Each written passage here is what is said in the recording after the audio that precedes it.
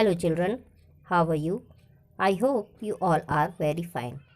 Children previous video में हमने India की साइज़ और लोकेशन के बारे में स्टडी की। आज हम इंडिया और वर्ल्ड के साथ उसके किस तरह से कनेक्ट होती है और किस तरह से कनेक्शन है वो देखेंगे, और इसके साथ साथ हम इसमें नेबरिंग कंट्रीज़ के बारे में भी पढ़ेंगे आज के वीडियो में। तो मैं आपको नोट्स दूंगी, इसके पहले थोड़ा सा टॉपिक है, इसको हम स्टडी करेंगे कि इंडिया एंड द वर्ल्ड। ये this is your geography book and page number 2. The Indian landmass has a central location between the East and the West Asia. India is a southward extension of the Asian continent. The trans-Indian ocean routes, which connect the countries of Europe in the west and the countries of East Asia, provide a strategic central location to India. That the Deccan Peninsula protrudes into the Indian Ocean, thus helping India to establish close contact with West Asia, Africa, and Europe from the western coast, and with Southeast and East Asia from the eastern coast.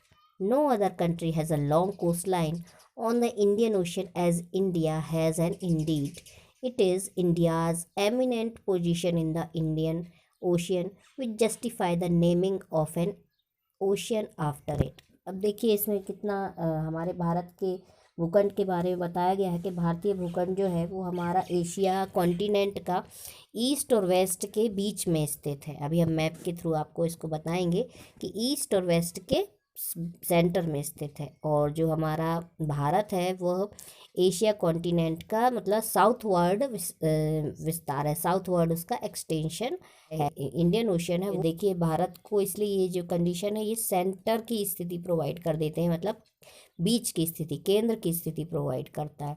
और Indian ocean है वह south के plateaus के head side से फैला हुआ है, और जो हमारा वेस्ट एशिया है, अफ्रीका और यूरोप के जो कंट्रीज़ हैं उनके साथ साथ हमारा जो ईस्ट एशिया के देशों से भी हमारा बहुत ज़्यादा निकटतम संबंध जो है वो बनाए हुए हैं।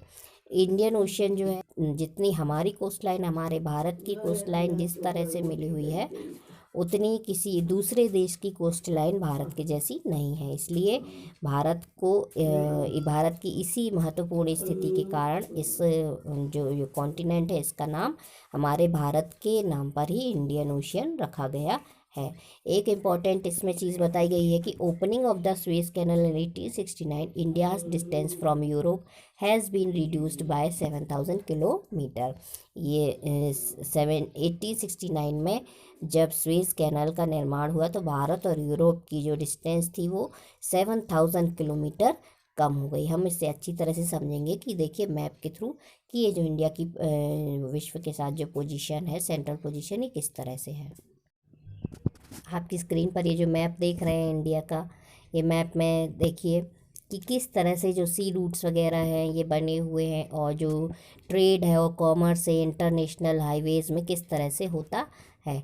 हमारे भारत की आप देख रहे हैं कि ये जो लाइंस दी हुई हैं ब्राउन कलर से, इन देश से, इन कंट्रीज से जो हमारा देश है वो इजीली ट्रेड कर सकता है, और इस तरह से जो इंटरनेशनल ट्रेड है वो हमारे भारत के साथ होते हैं। ये पूरे एयर रूट्स बताए गए हैं, और जो डॉट डॉट लाइंस जो दिखाई जा रही हैं ये पूरी सी रूट बताई जा रही हैं। तो इंडियन ओशियन देखिए किस तरह से कोस्ट लाइन ये हमारे भारत को प्रोवाइड कराता है। चलिए हम नोट्स देख लेते हैं। India and the world.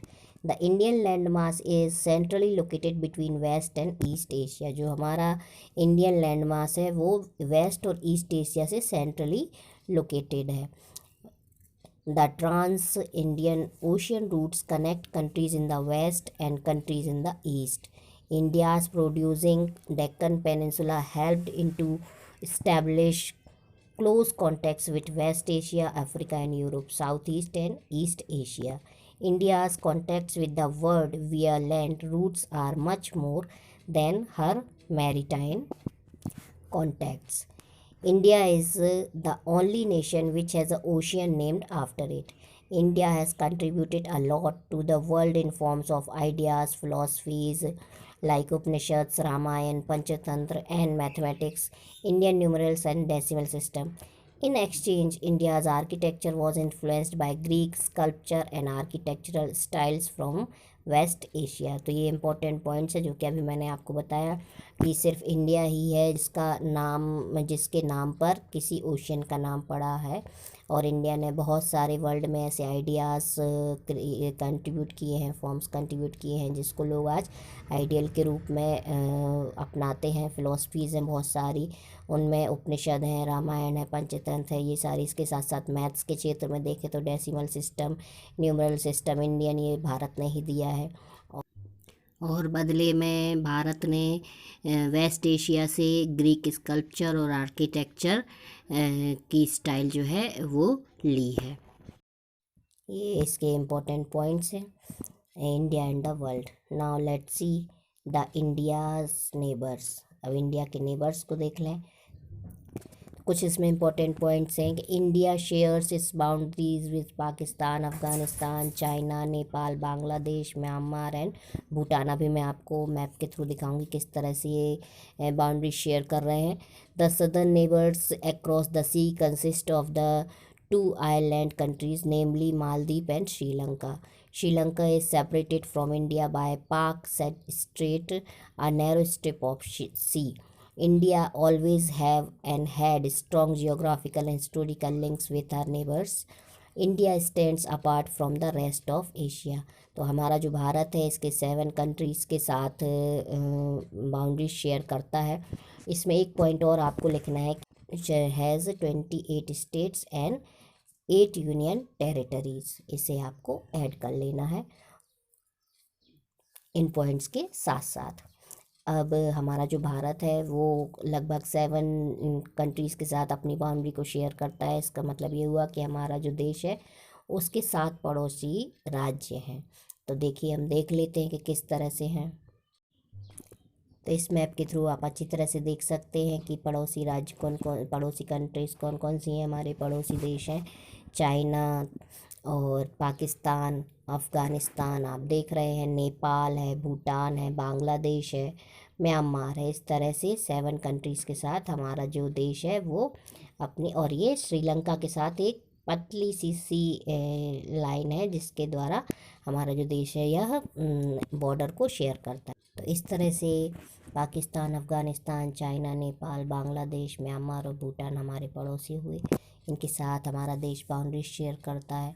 जो सदर्न नेबर्स हैं, जो साउथ साइड के नेबर्स हैं, 2 आइलैंड कंट्रीज़ हैं, उनका नाम क्या है, मालदीव और श्रीलंका। साउथ साइड में मालदीव और श्रीलंका।